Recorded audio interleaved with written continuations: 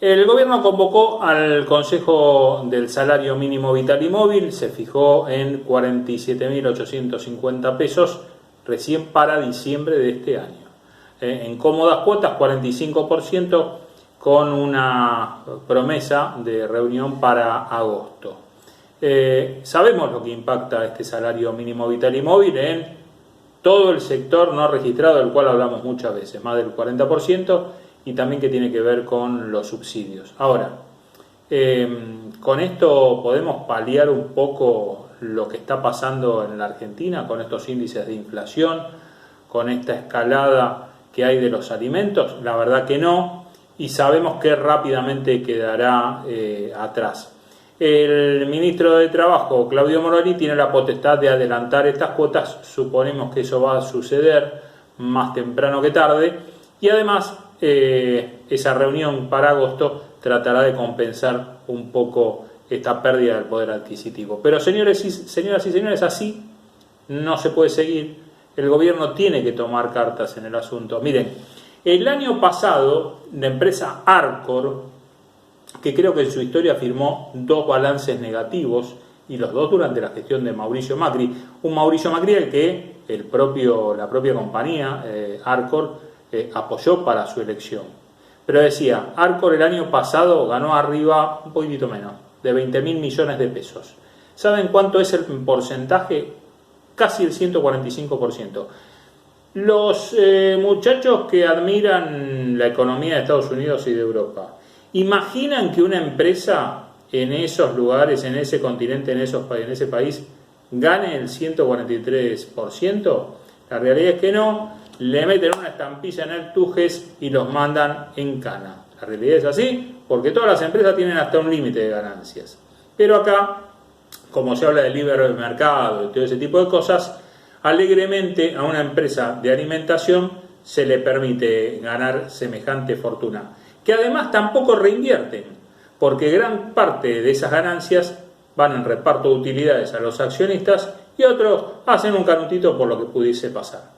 Digo, y no quiero cargar las tintas sobre Arcor, es un ejemplo nada más. Cuando ustedes revisan los que han ganado las aceiteras, los que han ganado los supermercados, bueno, son cifras astronómicas, ni hablar los bancos. Entonces, si este gobierno, que se dice peronista, no mira esas cuestiones y se queda observando o en la pelea entre kirchneristas puros de paladar negro y peronistas que a ver si saben toda la letra de la marcha, sinceramente, muchachos, dedíquense a otra cosa, porque lo que está enfrente es mucho peor. Lo que está enfrente ya lo vimos y lo vemos en la Ciudad de Buenos Aires. Ya lo sufrimos con la pérdida de los puestos de trabajo y con el cierre de las pymes. Y acá lo estamos viendo. Acá lo vemos a diario con lo que pasa con la Ciudad de Buenos Aires. Sin embargo, parece que en la alianza gobernante se miran la pelusa del ombligo. No, pónganse a trabajar, ya lo hemos dicho, pónganse a trabajar en la cuestión inflacionaria, que es fundamental. No ahora, no para ahora, sino inclusive hasta pensando en lo que puede pasar en las próximas elecciones. Algunos dicen que varios de los funcionarios ya saben que las próximas elecciones están perdidas. Bueno, si creen eso, váyanse a su casa, déjenle lugar a otro, convoquen a un nuevo gabinete que quiera trabajar y que quiera solucionar los problemas de la Argentina. Señoras y señores, esto es Movilizados.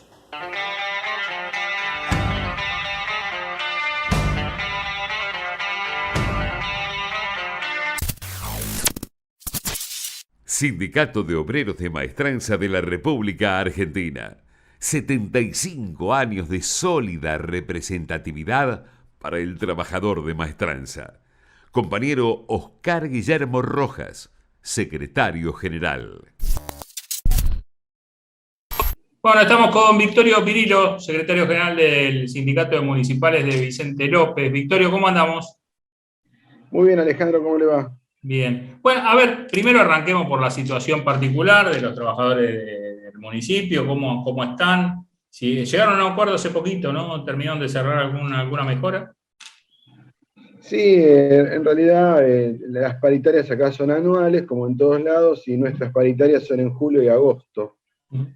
hemos acordado con la intendenta Soledad Martínez un 10% al básico para no perjudicar con cifras en negro al sector jubilado, que son 7.000 en Vicente López, y hemos logrado adelantar la paritaria a 100 días, las que se van a empezar a discutir en mayo.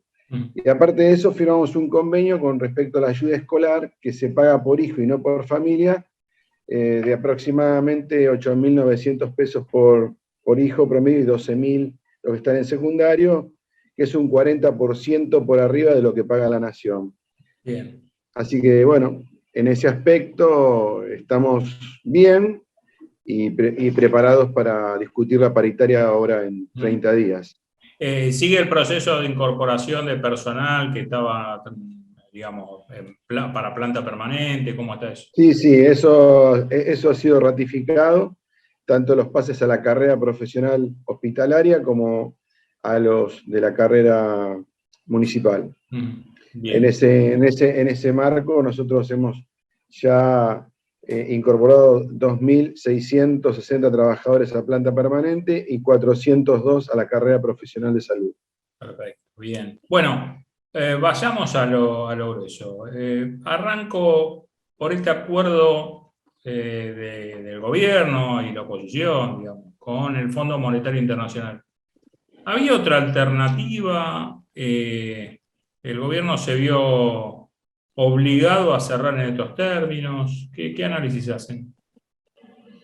No, yo creo que más allá de la obligatoriedad o no de cerrar el acuerdo, que sería irresponsable de mi parte ponerme a opinar alegremente, porque yo, como nadie, tiene la letra chica del acuerdo, pero sí en términos generales estoy muy fastidioso y me siento muy molesto e indignado por el tema de que no se ha hecho ninguna revisión de la deuda y se los ha eximido alegremente a los responsables tomadores de este crédito usurero de 44.000 millones de dólares. Y en este sentido quiero decir que con este acuerdo que se vota, es como tirarle 10 toneladas de concreto a la deuda tomada ilegítimamente e ilegalmente por Macri, Duhovne, Dietrich, Aranguren, Caputo, etcétera, los que nosotros conocemos, con lo cual ahora, mediante este procedimiento, se los libera y se homologa, en cierta forma, todo este descontrol que han hecho y este daño que le causan al país y principalmente a los más pobres del país. Claro. Sí, el tema es ver... Fíjese con algo gravísimo, porque, por ejemplo, contra la oposición, este acuerdo violenta la oposición, la firme oposición con dictámenes férreos de, por ejemplo, el Banco Central, la Sindicatura, no me acuerdo si la Oficina Anticorrupción y la Procuración también así, la Procuración del Tesoro. 4 organismos que se han expedido en contra de este acuerdo y así todo la Cámara o el presidente insiste en que esto se homologue, se legitime. Sí, sí. ¿Y cómo ven, a ver, cómo queda parado el movimiento obrero ante esta situación que se sabe que va a afectar a los trabajadores y trabajadoras? ¿Cómo se puede compatibilizar, digo, ¿no? Esta gestión, estos 2 años que quedan? Que uno dice 2 años, pero esto va a continuar, obviamente, más allá de quién sea el próximo presidente o presidenta. Para que no recaiga sobre la espalda de los trabajadores y trabajadoras. No, estamos en un contexto internacional complejo, estamos al borde de una tercera guerra mundial, y yo creo que la dirigencia local, nacional, indistintamente de los partidos políticos, yo creo, vinculo a toda la dirigencia política, está muy lejos de lo que nosotros conocimos no hace mucho tiempo, 30, 40 años atrás, o 50, que en el periodo de la humanidad es muy poquito, estadistas como Perón, como Balbín, como Frondizi, como Ilia, como, qué sé yo, como Allende, como muchos otros que hemos conocido, esas cabezas, esa dirigencia, de esa dirigencia a esta hay un abismo sideral de siglos. O sea, yo no veo en ningún lado, veo, sí, lo que la gente conoce rosqueritos, digamos, para que se entienda, de la política, que hacen acuerdos, transan acá, transan allá, pero no veo cabezas gigantescas como para que yo me sienta confiado de que me van a sacar de esta crisis, que van a sacar al pueblo trabajador de esta crisis, y principalmente a la Argentina, por la cual todos a diario luchamos, ¿no? Y el conflicto de Ucrania es un conflicto grave, que está hecho entre mafiosos también. Sí. Está hecho entre mafiosos, porque más allá de la figura criminal de Putin y una responsabilidad total de la manera en que se ha manejado, porque un par de él, por allí en la década del 60, más precisamente en el 62, cuando todos conocimos lo que fue la crisis de los misiles con Kennedy y Nikita Khrushchev, que era un presidente ruso, pero ucraniano. Nikita Khrushchev lo resolvió de mejor forma poniendo 3 cohetes y 2 bombas en Cuba, con lo cual obligó a Estados Unidos a retirar sus cohetes de Turquía, sin ningún tipo de baja y sin ningún tipo de destrozo que nosotros estamos viendo, o aniquilamiento de la población civil. Pero por otro lado, este pseudo enamoramiento de Zelensky, que es otro tránsfuga como Putin, porque fue socio de Putin, es un hombre que viene, que habla ruso, no habla ucraniano, es un hombre que en realidad trabajó fue financiado por Boris Berezovsky, que es junto al magnate Abramovich, que es el dueño del Chelsea, le pusieron una productora a este hombre y lo financiaron de tal forma que lo llevaron a la presidencia a Zelensky. Pero estos hombres que yo le nombré antes son hombres vinculados a la mafia de los casinos rusos, que explota, trata de mujeres y la explotación sexual de jóvenes. También hay hoy una complicidad de asesoramiento por George Soros, el financista famoso internacional, para el cual se habría volcado ahora este hombre Zelensky. Y resulta que si uno ve Burisma Gas Holding, que es una empresa rusa, resulta que uno de los directivos de la empresa esta, famosa, casi monopólica del gas, que abastece a principalmente a Alemania y gran parte de Europa, resulta que si usted busca en el directorio, casualmente uno de los gerentes de esta empresa rusa es el hijo de John Biden. Bueno, entonces, Victorio, ¿qué conclusión hacemos sobre esta situación que afecta al mundo entero? Mire, el mundo entero está en un gran problema, puede hasta desaparecer, pero yo creo que Putin se ha equivocado, ha caído en las trampas de la OTAN y principalmente Estados Unidos e Inglaterra, y yo creo que todo este desgaste que se le está produciendo está incentivado por Estados Unidos con el solo hecho de debilitar a su gran enemigo potencial de acá a 40 años, que es China. Y yo creo que es después de este conflicto del que va a salir perjudicado seriamente, más allá de lo que está perjudicado Ucrania, Rusia, la intención de Estados Unidos es incorporarlo débilmente a la Unión Soviética, a la OTAN, para enfrentar y cercar a China, que es el verdadero enemigo potencial económico y militar de los Estados Unidos. Bien, Victorio, le agradecemos como siempre el contacto con Movilizados. Le mandamos un abrazo enorme. Muy amable, gracias.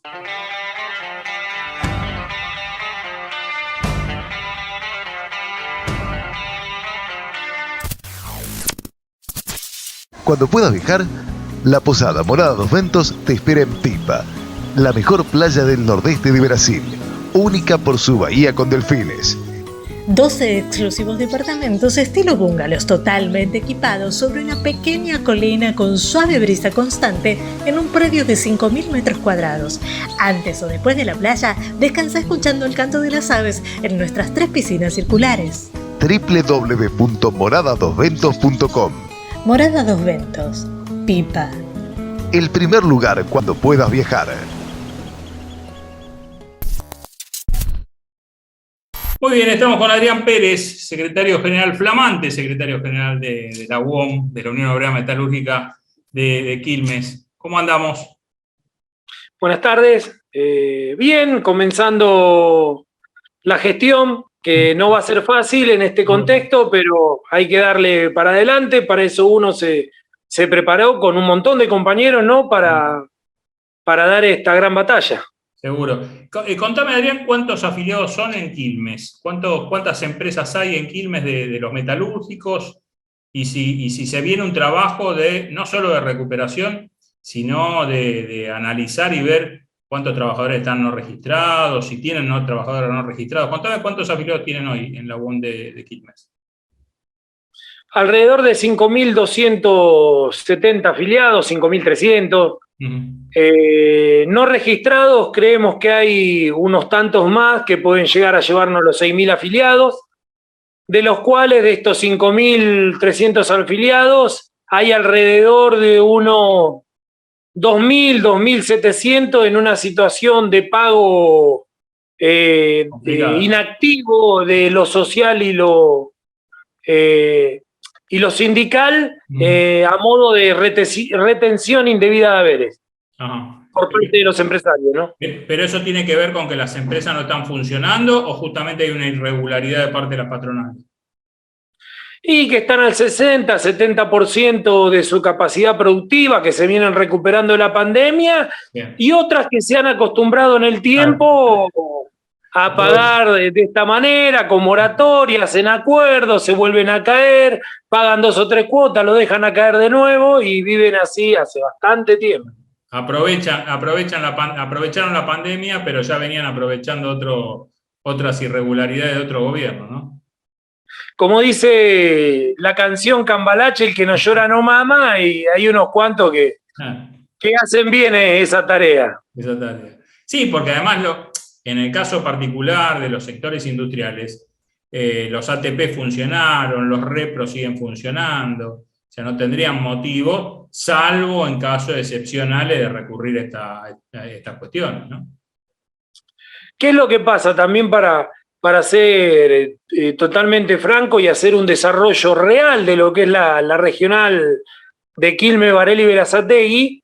Nosotros somos una seccional medianamente grande, con muchísimos afiliados también, pero no hegemónica con respecto a decir tenemos 10 empresas de 300 trabajadores, que terminan teniendo el padrón del 60% de los afiliados ordenado. Claro. Porque las empresas grandes siempre pagan. Claro. Ustedes son una regional que tiene varias empresas chicas que bueno, hacen algunas mejores, otras peores, pero son en realidad medianas chicas las empresas.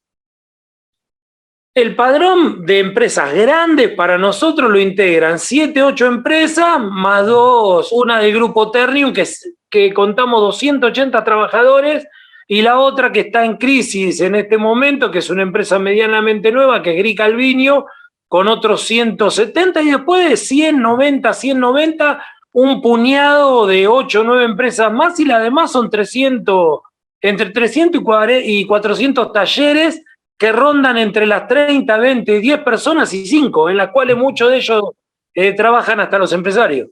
Claro. Adrián, ¿cómo ves esta recuperación después de la salida de la pandemia, digamos? ¿Se sostuvieron los puestos de trabajo, por lo que dicen en líneas generales en la industria? ¿Cómo lo ves vos desde ese sector mediano chico? Sí, ahí a donde nosotros vemos una clara recuperación, a hacer pymes pequeñas, micropymes, un tallercito que estaba cerrado, vuelve a abrir con 4 o 5 operarios y eso se va multiplicando. La UON a nivel nacional tiene un paneo de unos 70.000 puestos recuperados, unos 25.000 puestos recuperados de los 70.000 que habíamos perdido en el macrismo. Uh-huh. ¿Y cómo ves de acá a futuro, más allá de la diaria de la inflación, de la recuperación del salario, del Fondo Monetario, del conflicto bélico, digo, ¿tienen esperanzas en que se recupere la industria? ¿Hay que seguir por este camino? Muy, muy buena pregunta. Si me preocupa el futuro, y la verdad que sí. Este camino o esta situación que hoy tiene la Argentina sociomonetaria, y le conviene al 15%, siendo generoso, de las empresas industriales nacionales y transnacionales.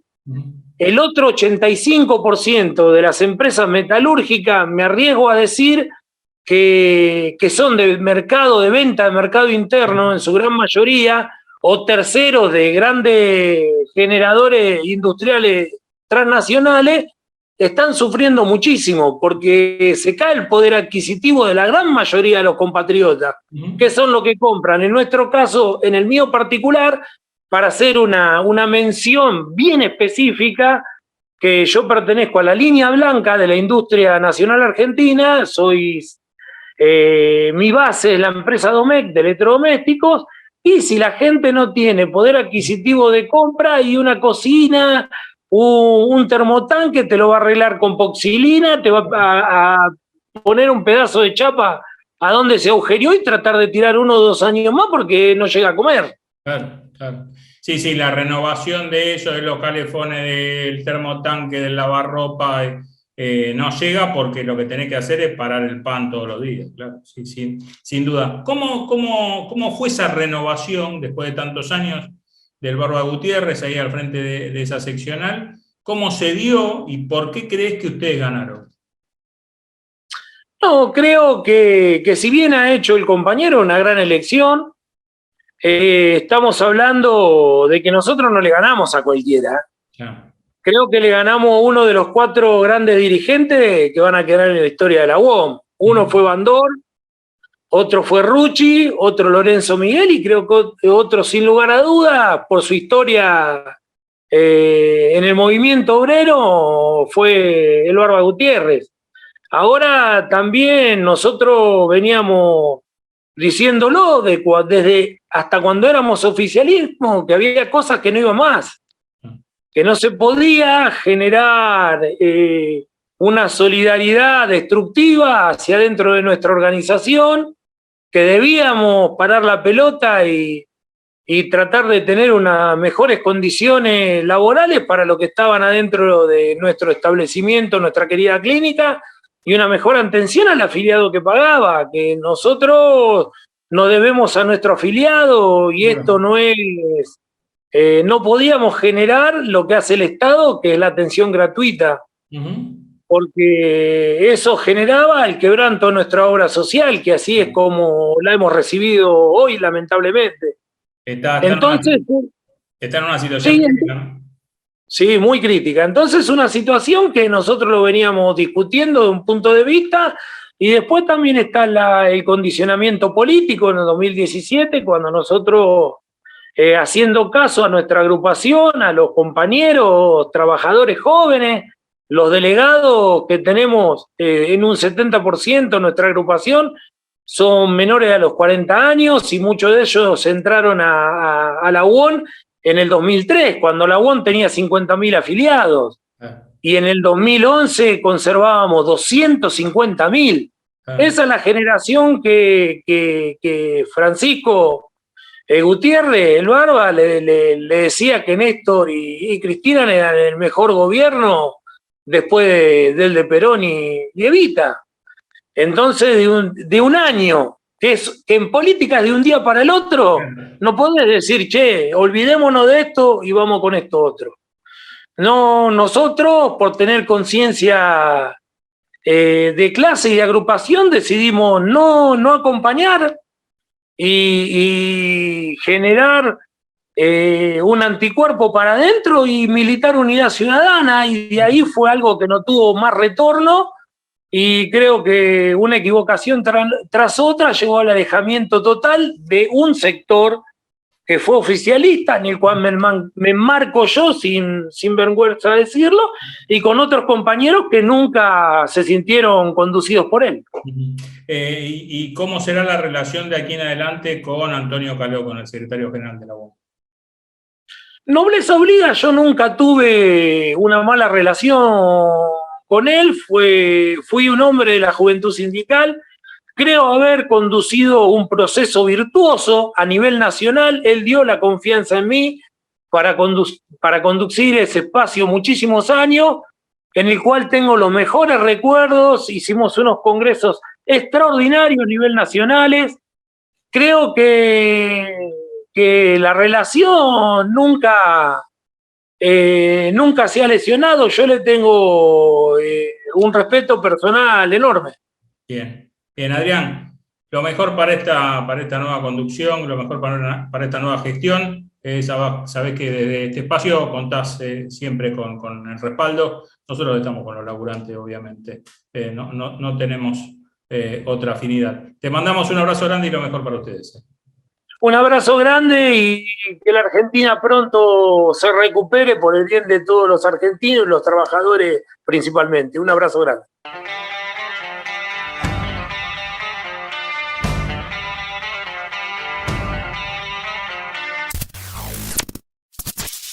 Muy bien, estamos con Luis Pandolfi, secretario general del Sindicato de Obreros y Empleados Lavaderos y Tintoreros. ¿Cómo andamos, Luis? Bien, bien, Alejandro, ¿cómo están? Bien, todo bien. Bueno, ¿cómo está la actividad?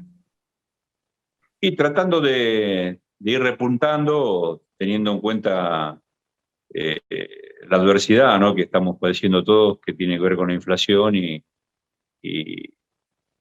desgraciadamente me parece que es un momento de inflexión donde tenemos que resolver el tema de raíz y no dejar que esto cause, como lo charlamos siempre, ¿no?, que desgraciadamente la inflación dispara por el ascensor y nosotros, los laburantes, vamos por la escalera. Sí. Ahora, es una carrera que no se termina, ¿no? Ahora, Luis, cuando ustedes hablan con los empresarios, ¿qué es lo que les dicen para que está bien, no es el rubro de ustedes, pero digo, que la lechuga aumente el 400%, que la papa aumente el 500%, los huevos aumenten el 600%. Digo, ¿dónde está por la cuestión, que yo ya hasta lo saco de lo que es el conflicto bélico, porque esto viene ya de largo? ¿Dónde están estos números? ¿De dónde saca el empresario estos números? Porque estos son ejemplos, ¿eh? No, yo lo que pienso en lo personal, que lo he dicho también, porque bueno, nuestra actividad, tenemos actividad de servicio, de indumentaria, gastronomía y sanidad, pero yo hablo de la cadena de irresponsabilidad. Está. Yo le he planteado, y en algunos han coincidido, bueno, nosotros hablan de los fletes, pero esto ya es historia antigua, digamos. Sí. En la época que estamos viviendo con la tecnología, de que si sacamos un tomate de una quinta de Pergamino y sale 10 pesos y llega a Buenos Aires y sale 400, me parece que es un poco excesivo esa cadena de manos, no de mando. ¿No es cierto? Que todos quieren ganar sin entender de qué están haciendo en definitiva. Que ese producto que llega a la góndola le sale un 400, un 500% más al hombre común, y obviamente mucho más al laburante que vive de un salario. Entonces me parece que acá hay que ir de una vez por todas, y en serio, tomar el toro por las astas y ver de qué manera ese producto, insisto, que sale a un precio relativamente que al productor le sirve, cómo puede ser que llegue a la góndola con el precio que lleva, y obviamente que no solamente pasa, digamos, en esa escalada de precios, que creo que a todos nos pasa. Yo voy al supermercado y lo que he notado, que en un supermercado o en un almacén, un producto sale 2 pesos y quizás caminamos 3 cuadras y vale 3. Claro. O en otro vale 1,5. Sí. Entonces ahí es donde yo hablo de la cadena de irresponsabilidad de algunos empresarios. Que hay una distorsión generalizada de precios, que cualquiera hace lo que quiere hacer. Ahora, absolutamente. Cuando el gobierno decide poner algún tipo de medida, desde otros sectores saltan y dicen no, porque los precios cuidados no sirven, los precios máximos no sirven. Ahora, ¿y dónde está la gestión? ¿Cuál es la gestión que puede hacer el gobierno para evitar esto? Es un tema muy difícil y muy complejo porque la inflación es como el dólar en Argentina. El presidente de la Nación el otro día dijo que iba a partir del viernes a combatir la inflación y seguramente ya la pequeña o mediana empresa ya empezaron a remarcar. No tengo ninguna duda. Las grandes empresas. Es una cuestión psicológica en la Argentina. Pero ya te adelanto que las grandes empresas ya remarcaron todo. Absolutamente, absolutamente. Entonces, yo lo que creo que acá hay que ponerse firme, el gobierno, el movimiento obrero, y si quieren participar los empresarios, que participen, y si no, ayudar al gobierno a que se termine de una buena vez por todas, porque hemos visto que todos los tipos de controles que se han llevado adelante no han surgido efecto. Entonces, desde el mismo Estado, me parece, Sí, hay sí. que buscar algunos elementos contundentes que digan, bueno, muchachos, ustedes aumentan, no solamente le meten lo sanciono con una multa, sino ustedes cierran el comercio. Sí, Porque están violando. Había hace muchos años, Alejandro, dentro del Ministerio de Economía, un departamento que se llamaba Lealtad Comercial. sí, de acuerdo. Sí, sí. Que no sé si sigue funcionando, pero en su momento funcionó muy bien. La lealtad comercial significaba que si un producto valía 10 pesos en un comercio X, en otro comercio que estuviera dentro del mismo radio, dentro de la capital federal, fuera de la capital federal podía haber alguna variación. Dentro de la capital federal valía 10 pesos. Claro. Entonces estábamos todos en la misma sintonía. Ujú. Pero si de repente, como recién lo hablábamos, el presidente dice que vamos a combatir la inflación a partir del viernes y ya están remarcando sobre lo que venían remarcando, Claro. esto es imparable. Yo Sí. me pregunto, y pregunto a ustedes que son periodistas, ¿qué actividad hoy resuelve con los empresarios un aumento de 30, el 40, el 50%? ¿De qué sirve si al otro día ya aumentaron el 50 o el 60 los productos Seguro. básicos, de la Seguro. canasta básica? Técnicamente te pido encuadrate un poquito, te estás yendo de cuadro, Luis. Ahí estás perfecto. Yo para que te vean bien. ¿Se Digo, entiende, Alejandro? sí, ahí está perfecto. Pero digo, se entiende, y lo que yo no termino de comprender, aunque sí tengo un justificativo a lo que ha hecho el gobierno me parece que tuvo un punto de inflexión, insisto, lo remarco en cada programa, que fue el caso Vicentín. A partir de esa situación, su poder de acción o su poder de fuego se vio limitado. Hubo una oportunidad muy importante con Vicentín, no para quedarse con la empresa, sino para de ahí en adelante poder formar precios. Se habla de una empresa de alimentos también que el gobierno quiere implementar. Yo no sé cuánto nos pueden acompañar ustedes, porque el gobierno también está hablando de una nueva convocatoria a empresarios y sindicalistas. Ahora, ustedes se reunieron en el Consejo Económico y Social y se hablaba del tema inflación y no dio ningún resultado eso, Luis. Absolutamente, ninguno. Ningún tipo de resultado. Porque entendemos también de que ellos, la cadena de aumento, acá no hablamos de la pequeña y mediana, hablamos de todos. No, de los grandes, generalmente los De lo grandes. grande, porque el que más lo sufre es la pequeña y mediana. Pero de vuelta, si no tenemos un acto ejemplificador del Estado, los empresarios no hacen caso omiso a todo este tipo de cosas. Ellos, los grandes, le echan la culpa a la cadena. Y yo, cuando hablan de la cadena la cadena que implica el flete, el kilómetro, el salario, que todo eso incrementa el valor del producto. Pero yo hablo de la cadena de irresponsabilidad, porque no es tan así. Uno puede hacer todo el número fino o el número grueso que quiera, pero no puede ser que eso conlleve un 400%, Claro. 500%. Claro. Sí, en 2 meses que no hay correlativo ni siquiera con el conflicto bélico o con la suba del dólar, por ejemplo. Que dicho sea de paso, está bajando y los precios no bajan. Nosotros somos el granero del mundo, bueno, Alejandro. Hoy un dirigente me dijo, aumentó la nafta. ¿Cuánto está el litro de nafta? Y me dijo, bueno, hacerlo en comparación, ¿cuánto está un litro de agua? Dijo, no vas a comparar lo que la producción de un litro, digamos, de nafta, todo lo que implica contra un litro de agua, ¿no? Sin lugar a duda. Por eso creo que a veces a río revuelto ganancia de pescadores. Cuando no es el efecto tequila, es que los chinos se despertaron y no tenían arroz, o no les llegó la soja, o la guerra de Rusia. Y la Argentina está aislado de todo ese tipo de cosas. Acá es un tema, ya es psicológico. El tema de la inflación va atado al tema del dólar. Entonces, si hoy que tenemos un gobierno peronista no podemos terminar con esta situación, o por lo menos empardar la situación para el que más lo padece, que es el laburante, no siga viviendo de esta locura, ¿no? Porque, por un lado, estamos tratando de resolver cuestiones que tienen que ver con la política. Y por el otro lado, la malla de contención social se nos agranda cada vez más, estamos en problemas donde todo no lo vamos a poder resolver en la misma mesa, ¿no? Luis, como siempre, te agradecemos el contacto con Movilizados en este caso y lo vamos a seguir. ¿Cuándo tratan paritarias ustedes puntualmente? Nosotros el mes que viene ya comenzamos a charlar las paritarias a partir del 1 de abril. Bien, bueno, estaremos charlando para esa época a ver cómo van las negociaciones. Seguramente. Te mandamos un abrazo enorme. Gracias por el espacio. Saludos al piso. Y a usted. Adiós.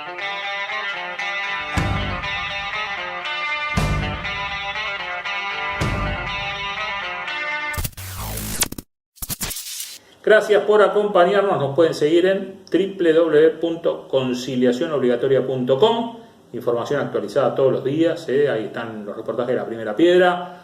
Están los programas de Movilizados. Insisto, todos los días actualizamos de lunes a lunes toda la información gremial, laboral y hasta, le diría, política. Y me pueden escuchar de lunes a viernes en los diferentes programas de Radio del Plata, AM 1030, y los domingos de 9 a 12 en Mañana de Domingo con Alejandra Malem. Gracias por seguirnos. Chao.